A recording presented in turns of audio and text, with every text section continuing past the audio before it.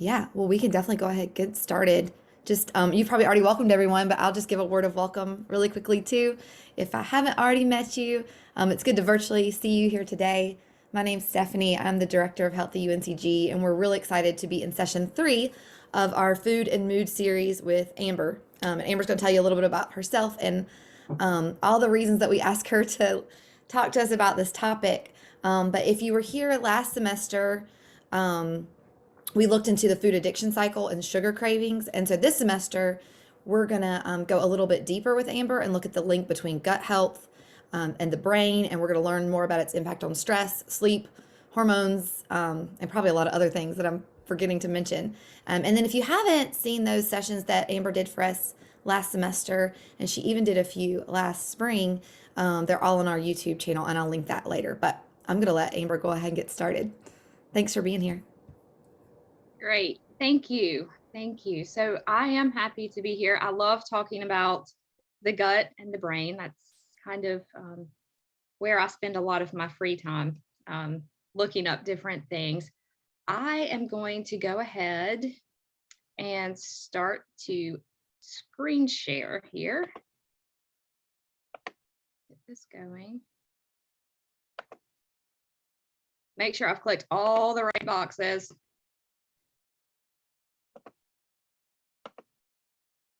Okay, so like Stephanie mentioned, we are going to be talking about the gut-brain connection today, and this is an extension of our food and mood series that we started last semester. So I will try to review a little bit of that, but I may also refer you back to those sessions as well. So like she said, check them out on the YouTube channel. And if you have any questions, and feel free to send me questions as well. So we'll go ahead and we'll get started. I'm not going to spend a lot of time. Well, maybe. There we go. Okay, I've got a little bit of a lag there. I'm not going to spend a lot of time going over necessarily who I am. I know a lot of you already know me from the series that I've done in the past, but just very briefly, I am the owner of Balanced Energies, which I opened back in 2019, and that's my own private practice for health and wellness coaching. And I am a qualified mental health professional. I am nationally board certified in health and wellness coaching, and I'm also a nutrition and wellness educator, and lots of other things that go along with that as well.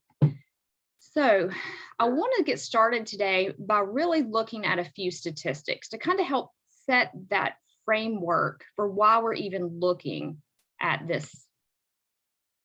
Okay, so just as a reminder though, all disease begins in the gut. And this was noted way back several hundred years ago, right, with Hippocrates. So it's kind of been pushed to the wayside. And only in recent years have we really started to revisit this idea again. And part of this has to do with mental health. So looking at this, just a few statistics, over 50% of Americans will be diagnosed with a mental health disorder at some point in their lifetime. So if you think about yourself and your significant other, there's a likelihood that one of the two of you sometime during your life will actually experience a mental health diagnosis. Just to kind of drive that home a little bit more, if we look at major depressive disorder in Americans, about your risk of developing that is about 20% or 1 in 5. So if you think of 4 people that you know, okay, I'll give you a moment, kind of think of 4 people right now. And based on this statistic, 1 out of the 5 of you, if we include yourself, will be diagnosed with depression at some point in your life. And to me, that really just hits home because, you know, you're not really thinking about how much this really affects the people that you may already know, okay, or yourself. And the problem is that antidepressants have only been found to be mildly effective forms of treatment. And we'll talk a little bit more kind of about why that is and some of the ways that this may be going on here in a moment, but just kind of keep that in mind.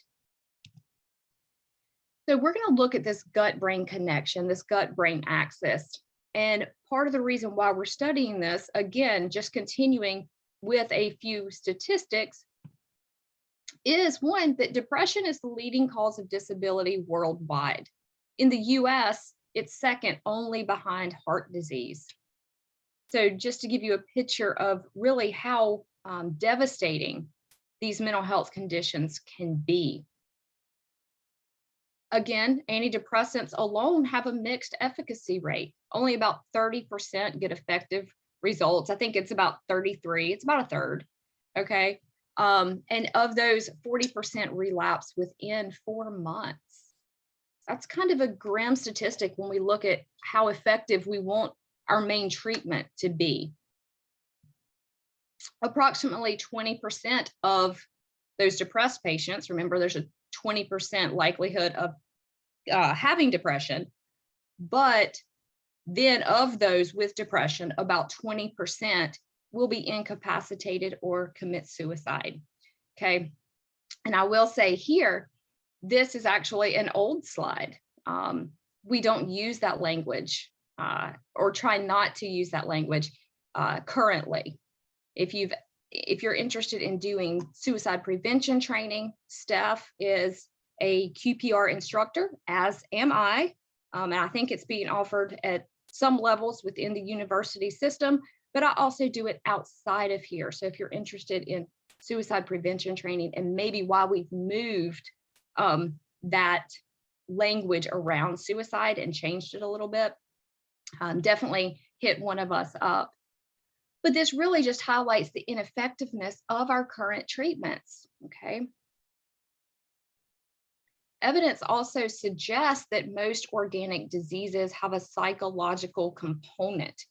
This is especially true when we're looking at GI disorders, such as IBS, which has been associated with dysbiosis, which we will talk about here shortly, and it often co-occurs with mental health symptoms. Studies of the microbiome itself have found that both bifidobacterium and lactobacillus species are markedly lower in patients with major depression and IBS. So we are definitely seeing a connection here between the microbiome, between the gut health, and between the mental health as well. So let's look just at a few more. Increased inflammation is also associated with anxiety-like behaviors, and it often co-occurs with depression and mood disorders. We will get more into that inflammation idea as the series progresses. And then just looking at how the evidence that we have, we'll get into a lot of this, but the idea that the gut-brain actually helps in the regulation of both physical and mental health conditions. So let's look more in depth at the connection between the gut and the brain and really what this gut-brain axis is. So the microbiome, we're going to start here. The microbiome consists of all the living microorganisms in your gut.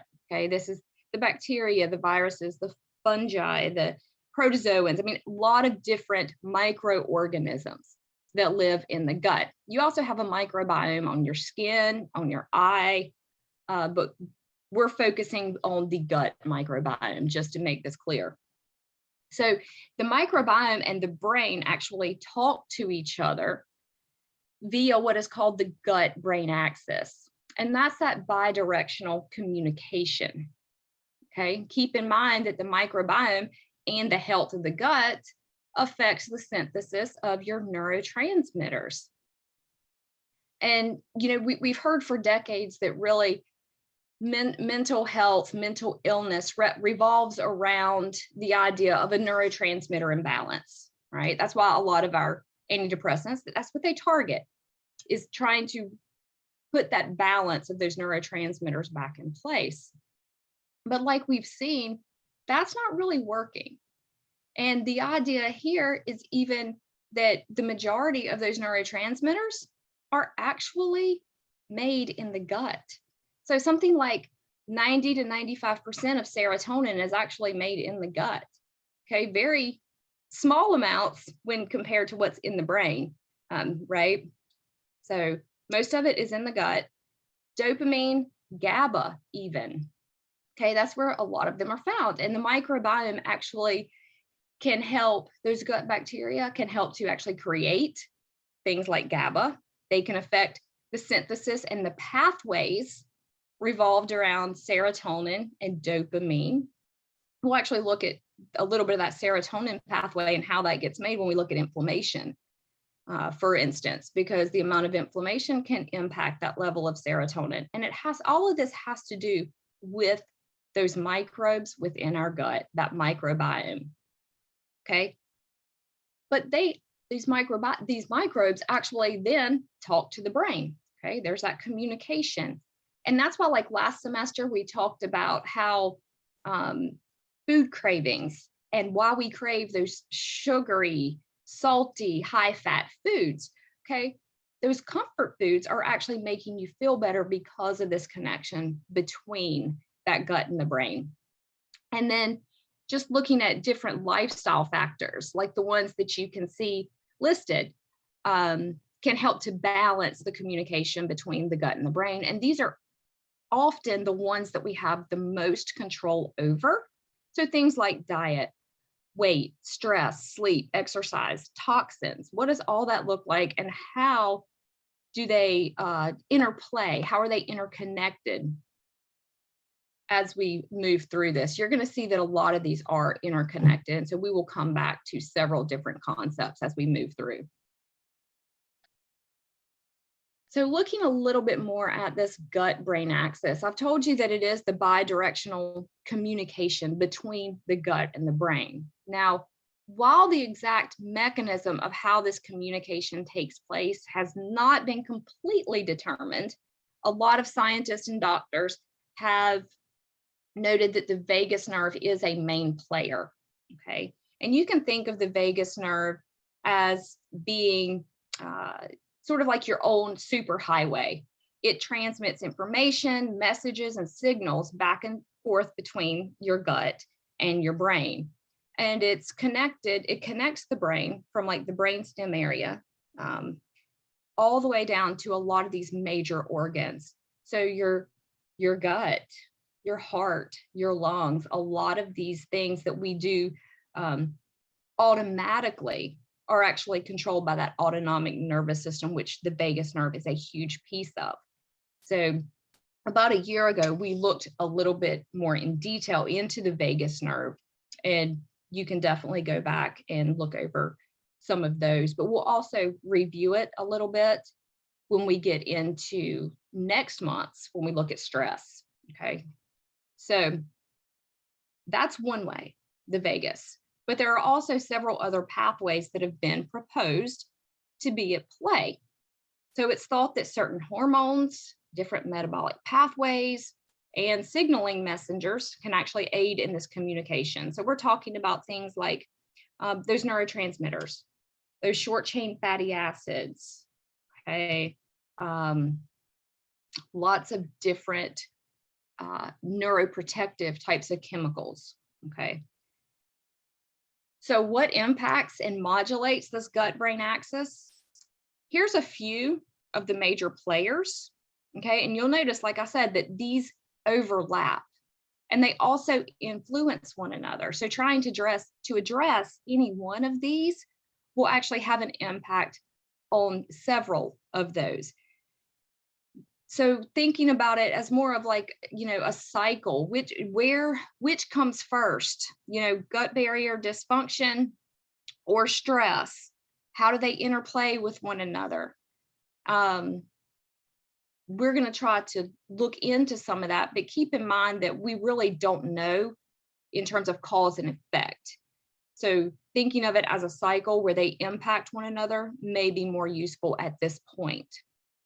Okay, so The microbiome is a major player. So is that gut barrier function. And we're going to talk about both of those specifically today. And then the inflammation and how the immune system functions, that vagus nerve and the stress and HPA axis, all of that, the way that comes together. We will look at those next month and the month after. And then there's also diet and lifestyle factors. Okay, so are you sedentary, or do you over exercise, or how is your chronic stress? Is it high? Do you give yourself time to relax and reset sort of that stress response? A lack of quality sleep. That will actually be our last session on the circadian rhythm. Okay. But then looking at eating patterns and the standard American diet. We'll actually go over that a little bit today. Okay. So these are major players that impact that gut-brain axis.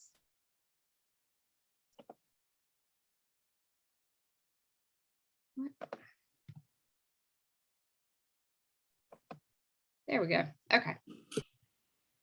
Representing all of what I just said graphically, I think this sometimes helps people to see really what we're talking about here. But these are those different pathways that the researchers have really narrowed it down to, right? And looking at the regulation of the gut microbes, what's there? They actually compete with one another. And you have good bugs and bad bugs, to put it in very simple terms. And these compete for a spot within that GI tract. Okay, so too many of the bad bugs can overcrowd and overrun the good bugs, and vice versa. A lot of your good bugs can keep the pathogens at bay, right? You've got the gut barrier. How permeable is it? How is that impacted by the vagus nerve and that autonomic nervous system and the cells of the gut? The regulation of that inflammatory pathway and immune function. Even looking at things, like I mentioned before, those short chain fatty acids that are produced by those gut microbes that can actually help to regulate inflammation. How does that play in? Looking at the vagus nerve again, and that stress response. How do the different hormones really factor in and work in there? A lot of your endocrine hormones that, could be cortisol, but others as well. And then just keeping in mind that these are not only direct paths, but there's also indirect paths. So we're seeing that these affect at both a direct and indirect level. Now, if we think about depression, we do know that depression is a multifaceted disease, right? And that there are a lot of underlying causes. It's not as simple as, fix serotonin, fix dopamine, and I'll feel better. For some people, it may be, but for the vast majority, it's much more complex than that. And so everything from stress to trauma, inflammation, sleep disruption, all the things that we're going to be talking about as we go through this series can really impact that mental health. And so we know that there is a strong correlation between mental health diagnoses and gut symptoms. A lot of times we do see that gas, constipation, bloating, those IBS types of symptoms, very strongly correlated with mental health diagnoses. But this helps to explain why we might see an overlap and highlights that there really are a lot of different paths to, say, getting to a diagnosis of depression. The way that I like to think about it is mental health diagnoses are symptoms, okay? It's never really the end all be all that explains everything, but it's really a clue that something else is going on, something much deeper. And so the gut is one of those possibilities. So if we look at the microbiome, okay, the microbiome is actually influenced by many, many factors. And a healthy microbiome has both diversity and abundance. And what this means is that there's a lot of different microbes in there. So there are a lot of different ones, but then there's a good amount of each of those different ones. Okay. So what's in there, and then how many of what's in there, that diversity and abundance. And so you want to see both of those being really strong in terms of keeping a gut healthy. And this actually helps maintain that balance between those good and those bad microbes. And when we get imbalanced and we don't have, that relationship where we've got more good than bad microbes, we get into what is called dysbiosis. And this is just that microbial imbalance. Okay, so take a look at the graphic there to the right. I think it's a really great representation of some possible causes for dysbiosis and even leaky gut, which we're going to get into here in a minute. But looking at things like exercise, are you overtraining or are you undertraining? Either extreme can be problematic when we're talking about the health of your microbiome. Environmental toxins and infections can impact the microbiome. And these might include things like pesticides, things like glyphosate, but there are others. This could be viruses that you might catch, some sort of infection or something like that. And if we look at medications, recent research actually suggests that medications can have major effects on the microbiome. And these were some things that we'd never really considered before, that the mode of action of, some of these medications could be hurting or could be helping that microbiome. But what we're finding is that medications are actually a very strong possibility for how we get into a dysbiotic state. So some examples, because I know a lot of times I get that question, some examples that may harm the microbiome include antibiotics. We've all kind of heard that. We know that it's pretty much a broad brushstroke and takes out, a lot of microbes. It's not very targeted. But other things that are common, like proton pump inhibitors, can harm the microbiome. Your non-steroidal anti-inflammatories, like your ibuprofen, can impact the microbiome, as well as antidepressants. Okay, so it can actually create a cycle that in the long run does more harm than good.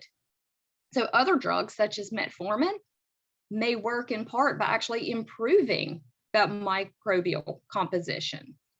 So these are things that studies just published, recent reviews, things came out 2020, 2021, that are really starting to highlight some of these things. And then, of course, we know that stress, inflammation, how we're sleeping, our emotions and thoughts can all impact that integrity and composition of the gut. And like I said, we're going to get into some of those in more detail as we go through this series. And then taking into effect diet and that food intake. Again, just like medications, they can help and hurt.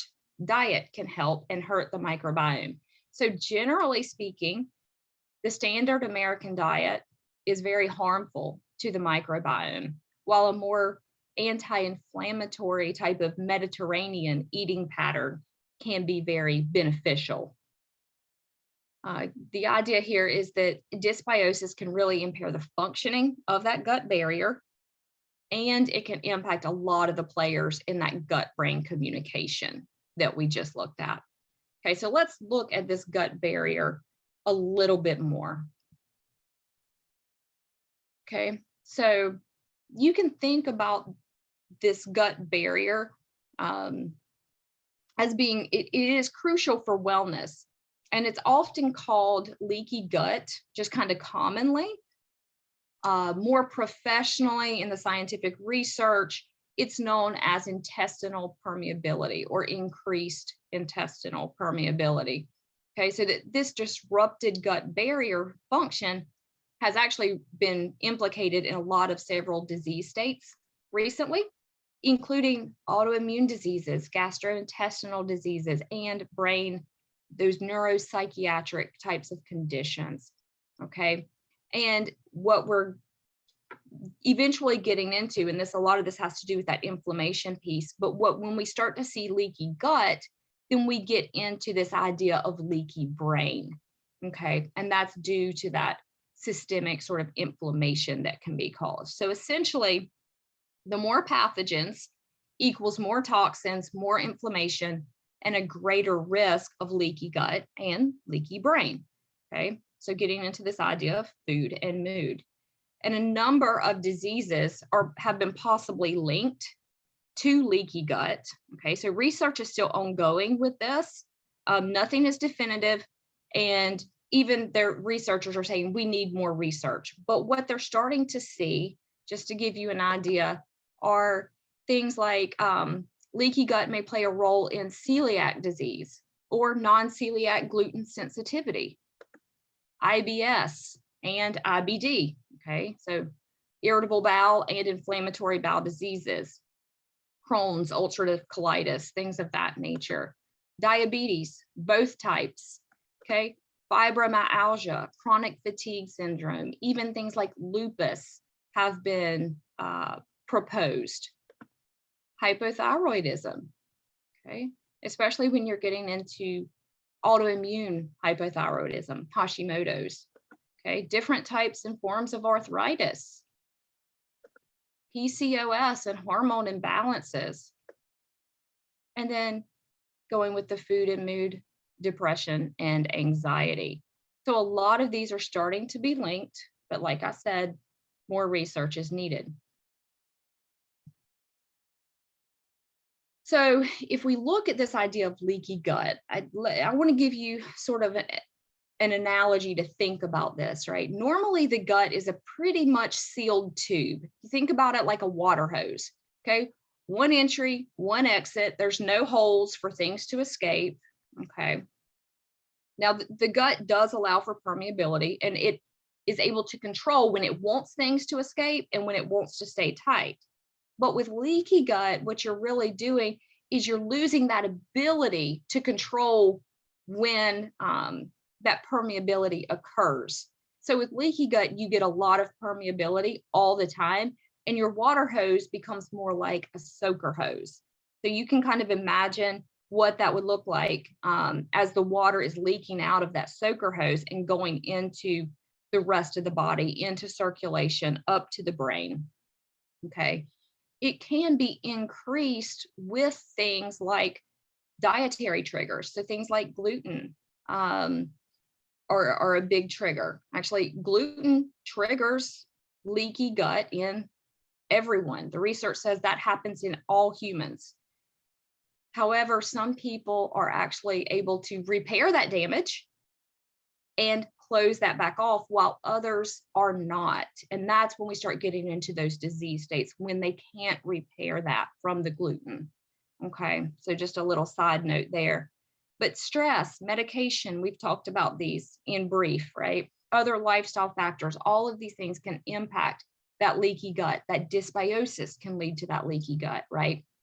Okay, where these toxins and undigested food particles and other types of substances are allowed to escape, leak into the body, and then go up and possibly interfere with the brain. Okay, it does challenge the immune system, affects the microbiome, creates further stress, further inflammation, and really puts us in sort of that cycle I was telling you about, you know. And it can be really, really difficult to get off that merry-go-round once it gets going. Okay, so one toxin, I'll give you an example. One toxin is called LPS, lipopolysaccharide, and it's an endotoxin. It's naturally produced by bacteria in the gut, right? But when the gut becomes leaky, it is allowed to escape. So it's no longer contained within that gut barrier. And when leaky gut allows this LPS to leak into the body, it can cause an immune reaction and even create brain inflammation. Okay, so if we look at LPS is actually used in the lab to induce depression-like behaviors in mice. Okay, and it can interfere with serotonin and dopamine binding in the brain, which ultimately impacts mood. If we look at human studies, they're finding increased antibodies against this LPS in patients with major depression when compared to non-depressed controls. So a lot of exciting research starting to spring up around some of these things. Again, reinforcing that link between the gut and the brain. So I wanted to share a video, and it's very short. Let me check my time, make sure we're good. Okay. I want to share a video with you that's going to explain this and maybe help it sink in a little bit better. I find visuals are often very helpful. So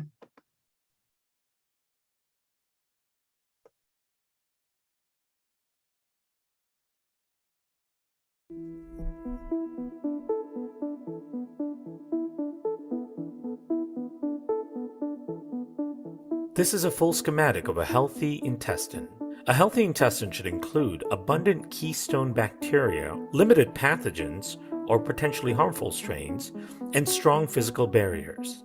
A healthy gut microbiome should have a high abundance of beneficial bacteria that can limit the overgrowth of unwanted pathogens. These beneficial microbes help protect the integrity of the intestinal barrier by producing short-chain fatty acids like butyrate.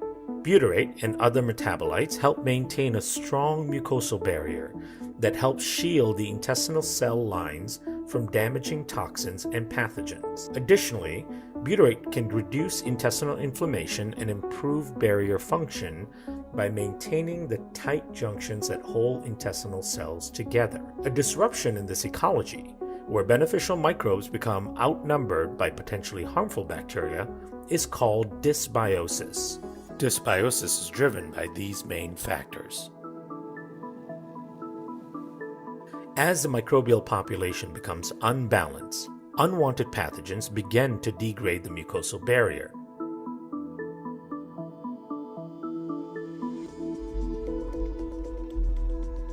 If the mucosal barrier is not intact, toxins can migrate towards the intestinal cells, inflicting damage and creating inflammation. As tight junctions loosen and break apart, this creates gaps in the intestinal lining that allow toxins to enter circulation.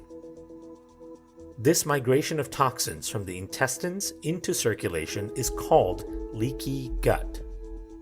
Leaky gut is a self-perpetuating problem, affecting at least 50% of healthy Americans, as it can trigger chronic inflammation throughout the entire body. This inflammatory cascade starts with a toxin produced within the gut itself called lipopolysaccharide, or LPS. Circulating LPS gets bound by a transfer protein called LPS binding protein, or LBP. LBP carries LPS to the CD14 toll-like receptor complexes on the immune cells, like macrophages and dendritic cells, which then activates the NF-kappa B inflammatory cascade. The activation of NF-kappa B increases the production of pro-inflammatory mediators, like TNF-alpha, interleukin-1 beta, interleukin-6, and MCP-1. This is the same exact sequence that occurs in sepsis, also known as blood poisoning or septicemia. Immune cells that become activated by LPS and release pro-inflammatory cytokines exist in all parts of the body and are capable of crossing the blood-brain barrier. Therefore, the inflammatory response can occur throughout the body, including the brain, fat stores, nerves, joints, and more. This type of inflammation is a breeding ground for a variety of chronic illnesses. Reversing the dysbiosis and the damage to the intestinal barrier is paramount to health and wellness. Thankfully, there is a solution to the problem. Okay, so I thought that was a really great summary, really, of what we have just gone through, some of the things that we've talked about. And hopefully it gave you a little bit more insight into some of the more specifics, again, regarding, how that inflammation is spread and what it can do in the body. we'll revisit some of the inflammation pieces, like I said later. But, thinking about what are some of the symptoms of leaky gut? What might this include? If you have any of the diseases that we mentioned earlier, or any other type of chronic disease, there is the chance of having leaky gut. Things like constipation, diarrhea, gas, bloating, food sensitivities, or allergies. You could be experiencing skin rashes, acne, or even hives. Okay, brain fog, confusion, especially after meals, can indicate leaky gut. But even more non-specific sorts of symptoms, like just fatigue, pain, achy joints, okay, those headaches, just being sick a lot, those frequent illnesses, and mood swings can be symptoms that leaky gut might be involved.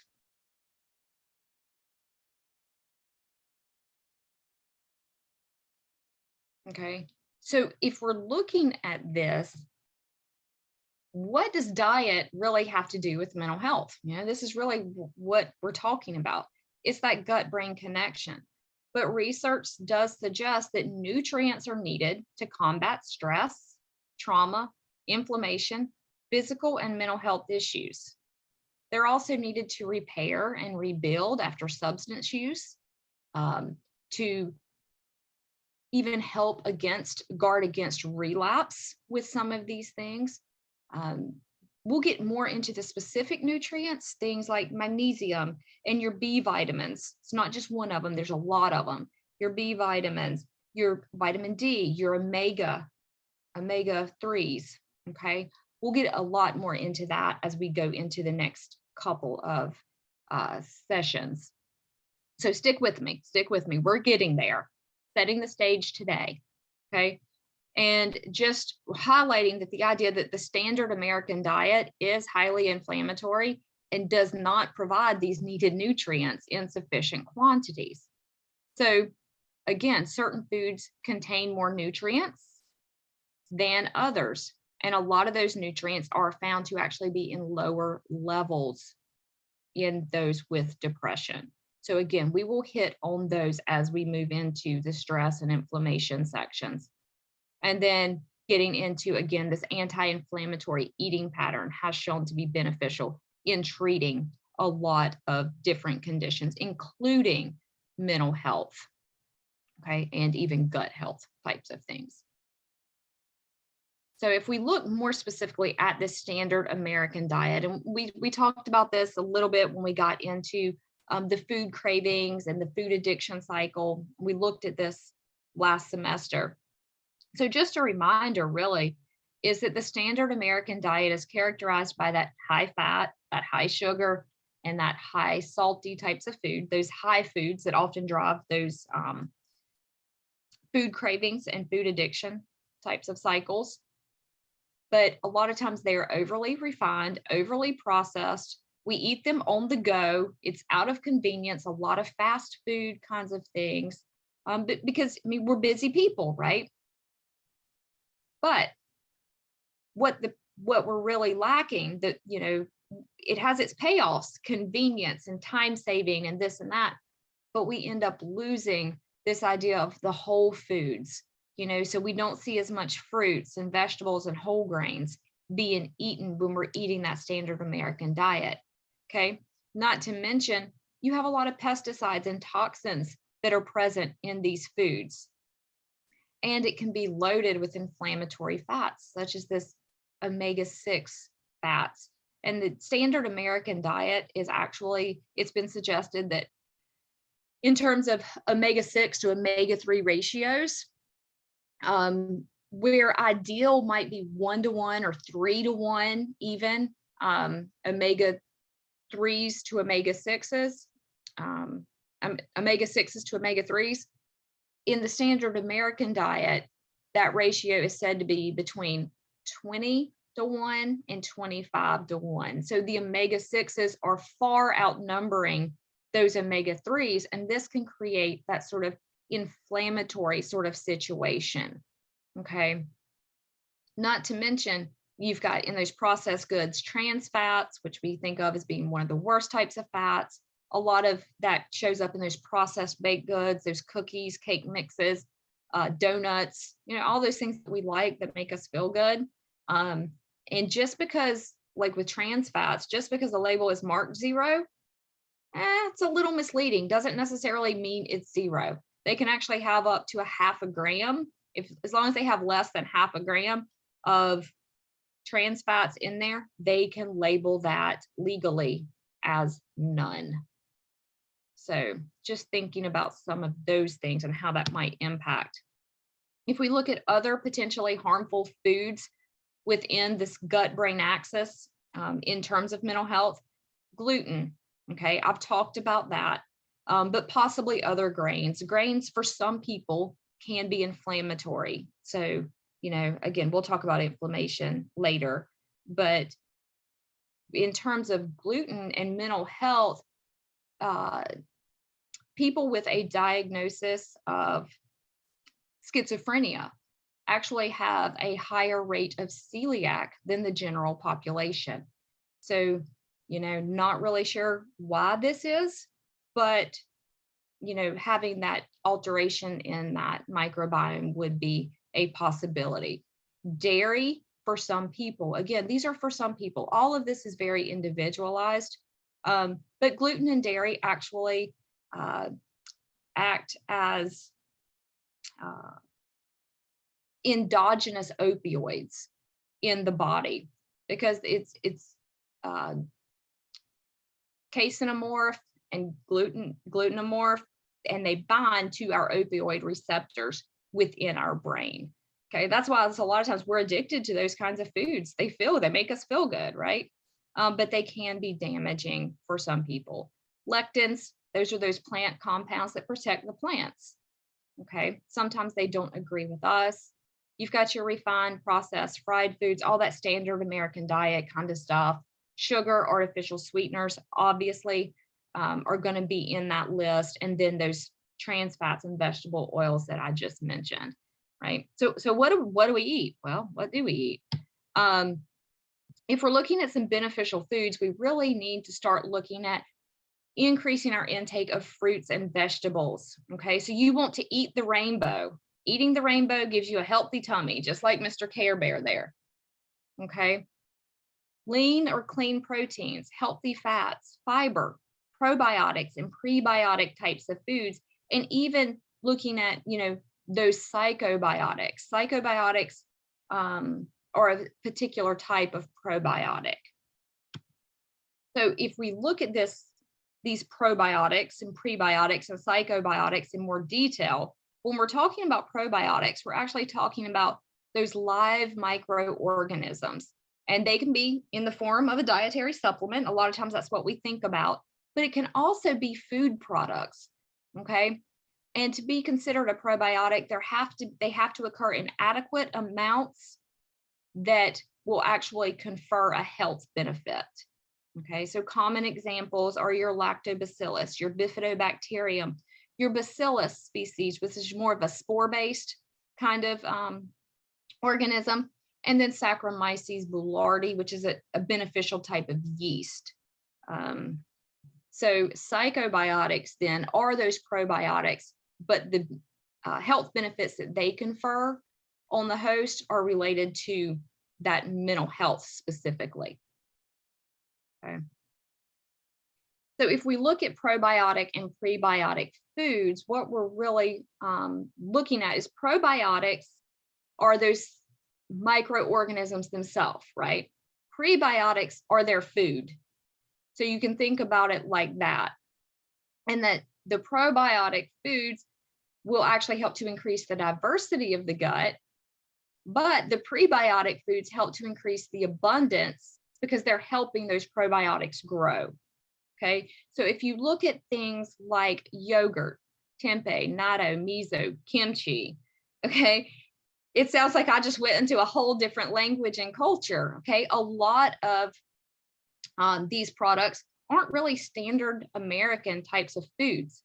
Okay, so one way to increase diversity of the microbiome is to shop at an international foods market. Okay, we have two great ones here in Greensboro, right? Super G, and then there's also Lee Ming's, and both have easy access to a lot of these different products that you may or may not be able to find at your average store. But then you also have things like kefir, buttermilk, sauerkraut, kombucha, raw cheeses, apple cider vinegar, even. Okay. And so, for example, lactobacillus, right, is commonly found in yogurt, and it's been shown to alleviate depression in mice. More recently, some studies are finding that this occurs in humans as well. And additional studies have shown that higher intakes of fermented foods may decrease social anxiety in some people. Fermented foods have been shown to also increase the diversity of the gut more so than fiber. Fiber actually increases the abundance, okay? And so this may help with stress reactivity, increasing neurotransmitters such as GABA, which helps us relax, or serotonin, which helps our mood, and other brain neuropeptide types of chemicals, such as BDNF and things like that. Okay, so the thing that you want to do though is look for live active cultures on that package, or make it yourself so you know it's alive.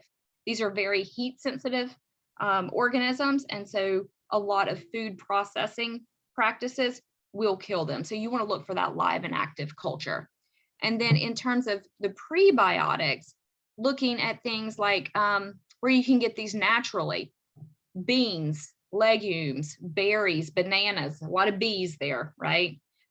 Garlic, onions, leeks, asparagus, dark chocolate. I had to throw that one in there. It actually has a lot of inulin. Inulin is one of those prebiotic foods. It's also found very highly in Jerusalem artichokes, which Jerusalem artichokes are more of a tuber, not really that traditional sort of artichoke that we see that we make dips with, but it's more of a tuber. And then things like chicory or even apples. And apples contain pectin, and pectin is another type of fiber that can act as a prebiotic food. And so studies suggest that eating 3 to 5 grams of prebiotics daily can benefit gut health. Okay.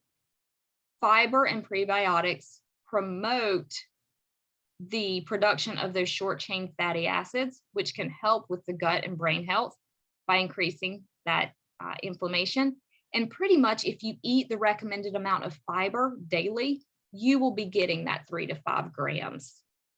Okay. But you can also buy supplements. Some people find it very difficult to get that much fiber for whatever reason.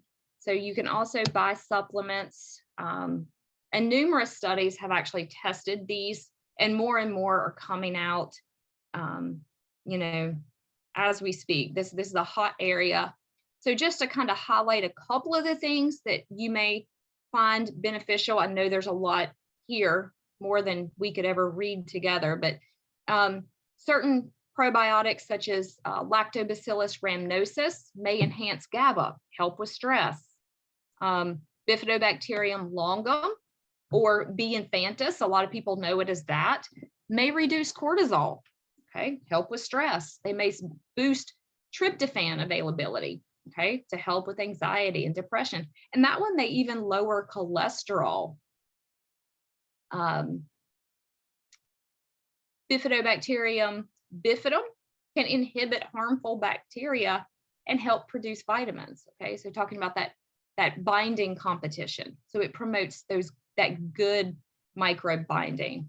Lactobacillus helveticus, which used to be known as bulgaricus, promotes the growth of those good microbes as well, and enhances nutrient absorption, serotonin signaling. So these gut microbes do a whole lot of things that we're only just now beginning to understand. Okay. So even things like L. acidophilus, lactobacillus acidophilus, that's a pretty common one, right? It can be used to help treat small intestinal bacterial overgrowth, which is a GI sort of disorder. And it actually activates your endocannabinoid receptors, right? Your CBD receptors to help mitigate pain. Okay. So lots of different things that these things can do. And when you're choosing a probiotic supplement, a couple of things to consider. The CFU count per dose. Okay. So that's how they measure how much is in there. The type of probiotics present within whatever you're buying. Okay. And the suggested use for that. You want to make sure you're getting some of these research-backed strains. If they have a number after them, then that one has been specifically researched. And you're starting to see more and more of those, but you want to look at storage. Some of them have to be refrigerated, some do not.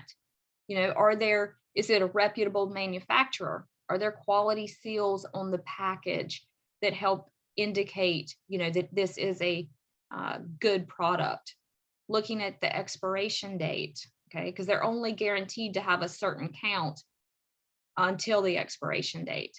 And if you're not getting a reputable brand, that count may not even be accurate. So really looking at that, looking at the other ingredients as well, to notice if you have anything, you know, if you're sensitive to anything, making sure you're not doing anything that further damages that gut health. Okay, so just wrapping this up and bringing it all back together. Okay, if you're wanting to make sure this microbiome gut brain axis is happy, healthy, and is there to help promote your health, you're going to want to eat a variety of whole foods, clean protein, and healthy fats. Okay, you're going to want to focus on those fermented foods and increase fiber. This is going to help with that diversity and abundance in the microbiome. Prioritize digestion and remove any problematic foods. Okay, things that you may notice that you have issues with. You know, even thinking about medications, how are they impacting digestion, right? Reducing stress, inflammation, getting active, getting good quality of sleep. You know, and we're going to talk about that with sleep. We're going to look at sort of this idea of intermittent fasting, or this time restricted eating, which I mentioned previously last semester. But we're going to talk about that a little bit more when we look at circadian rhythm, because those practices, that intermittent fasting and time restricted eating, can actually increase levels of Akkermansia muciniphila. Okay, and this is what actually one of the gut microbes that helps keep that gut lining intact. And so it helps keep it sealed. And recently, the European Food Safety Agency approved Akkermansia as a novel food. So you may actually start to see this product showing up in the near future. Right now, there's only like one place I know of that you can get it. But I expect that to grow. So thinking about sort of future directions, where is this going? You know, again, we haven't even gotten into this fecal microbial transplantation, which they've been playing around with a little bit as well, but just some future directions to kind of think about where we're going with this. So again, food is powerful, and you can let it be your medicine. Okay. Again, ending with very, very smart Dr. Hippocrates. Okay. So again, I'm going to open it up for questions. I'm going to end my slide share, but tons and tons of references. This is only tip of the iceberg here. So, and I'm happy to share those with you if anyone would like to see those, for sure. Okay, so, and I will just mention too, like probiotics, different probiotics are possible, but I never can figure out how, okay? But there's lots of different ones out there. However, you can get them from foods. You don't have to supplement necessarily. A lot of people can use food, and that's really the best route if that's an option for you. Okay, so questions.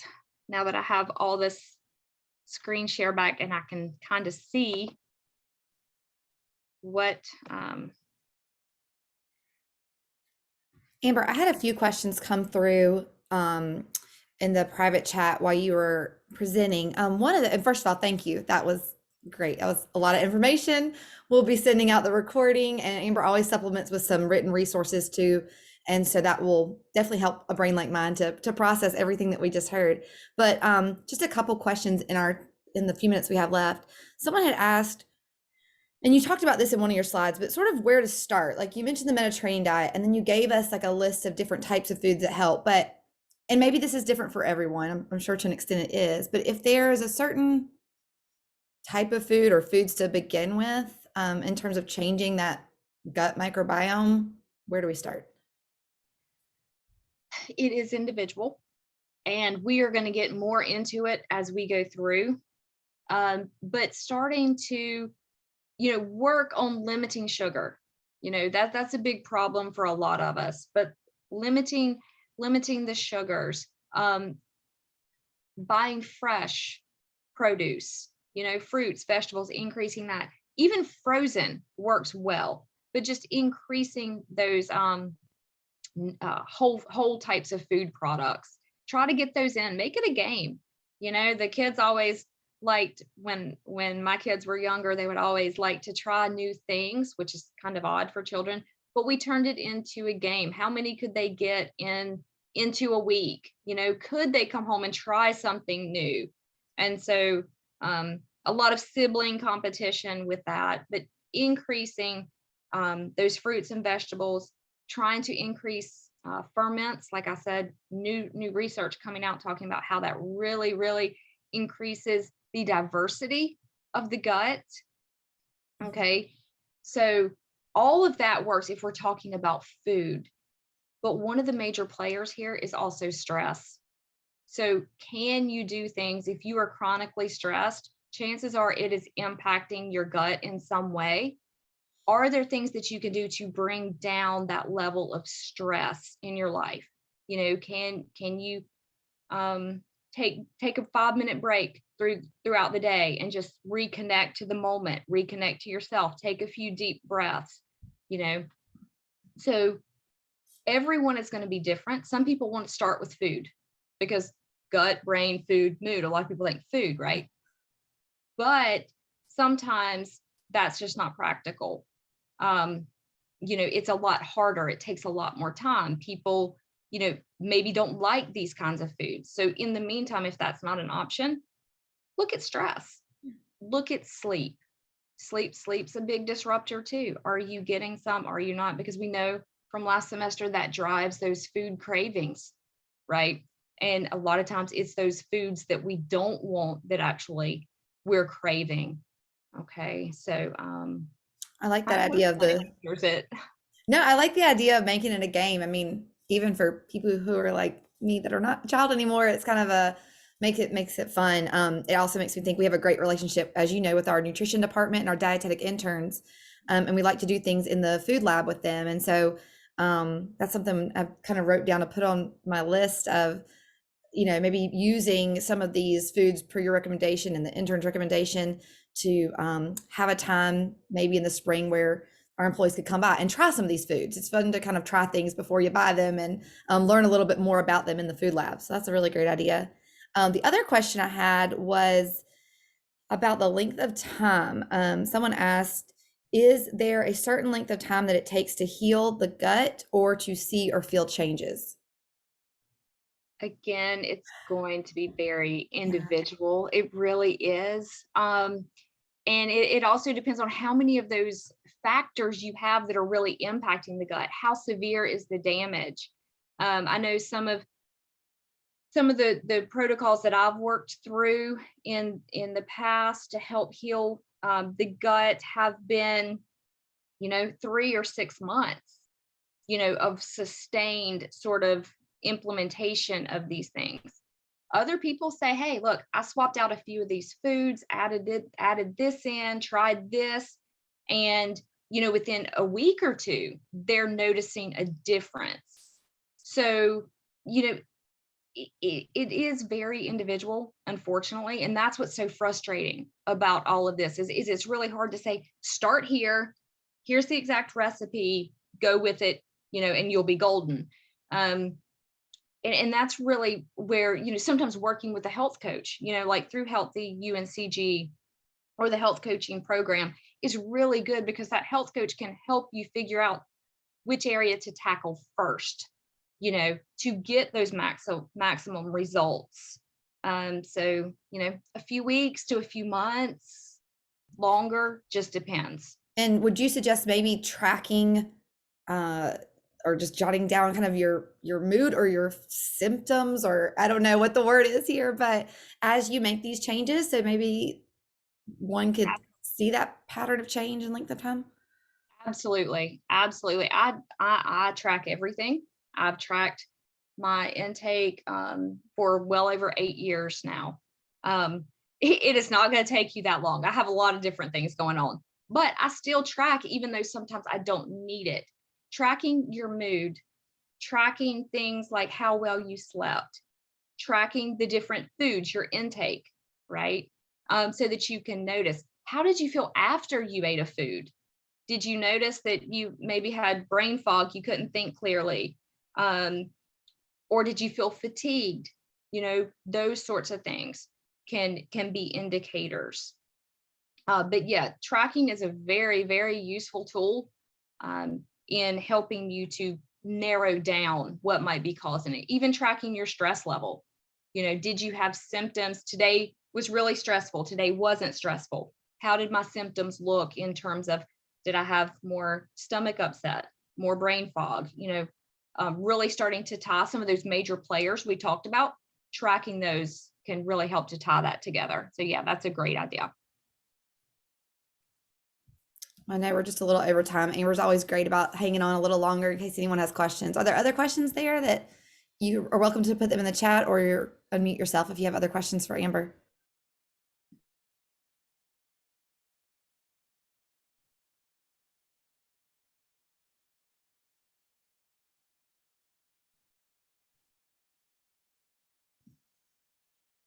Okay, while we're waiting on any remaining questions, I'll go ahead and let you all know that our next session with Amber is on February 22nd, same time, 12 to 1. It will be virtual, so we'll have this same Zoom link will work, but I'll also send out reminders for you all. And she's going to be talking about the stress cycle. I know you already alluded a little bit to that, Amber, but from my notes, it sounds like you're going to discuss the stress cycle, impact on the gut and brain, and you're going to talk a little bit more about the link with inflammation and chronic stress. And then a little bit about ghrelin, which I think you talked about with cravings last semester, about it not only being an appetite hormone, but also it's a newly categorized stress hormone. And so we'll revisit the cortisol effect on the gut brain, stress, inflammation, and that kind of link of that nasty cycle we tend to get into. Am I missing anything there? I think that covers it. That's going to help set the stage for where we're going.